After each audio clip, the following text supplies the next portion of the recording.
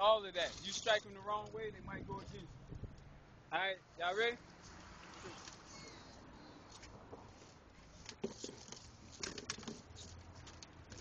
Should I go? The defense and his attorney claim that this is a classic case of racial profiling, when this is really a case of a valued member of the community expressing her civic duty when she saw wrongdoing in her community. Mr. Thomas feels that he isn't guilty because he's a victim of racial profiling and drugs are planted on him by the police. Well, this isn't the case. He's not a victim of racial profiling. Mrs. Davis has made 2 police calls this year to the police, one for a personal matter and the second for Mr. Thomas. Also, 45th and Drexel is a dominant African-American neighborhood. I would feel, such as others, if she was as psycho-racist they claim for her to be, she would move away from the neighborhood. Also, the only person that could vouch for Mr. Thomas not having drugs is a 2-time felon who got on the stand and said he wasn't.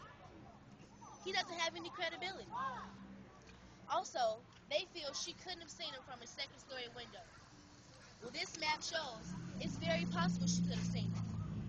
If she was on the 1st floor and his back is turned toward her, she couldn't see his hand gestures. But if she's on the 2nd floor looking down, she could very much see what was going on. Mr. Thomas has no education, no job, and he needed money. So he decided to sell drugs. And he decided to stoop to the lowest level of testing the credibility of the court and the police officers by saying drugs are planted on him.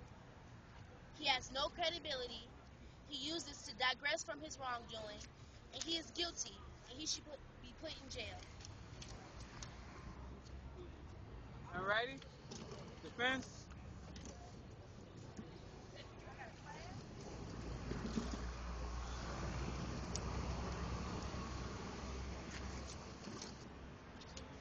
My client was simply walking down the street with an associate that could have been the actual target.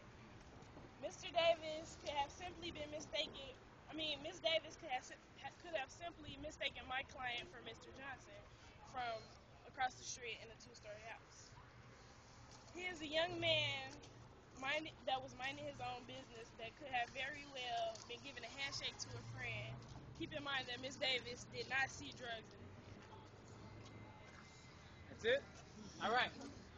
So now I can ask the jury to just huddle. Y'all can turn y'all chairs around in a circle. I'm going to entertain our club up here while y'all decide. Please come back. Who going to be the foreman? Who going to be the foreman? Who going to be the single person to speak? Everybody vote. Alright, so you'll come back and read. We're going to make the defendant stand up. We're going to read the charges. And then that's going to be the case.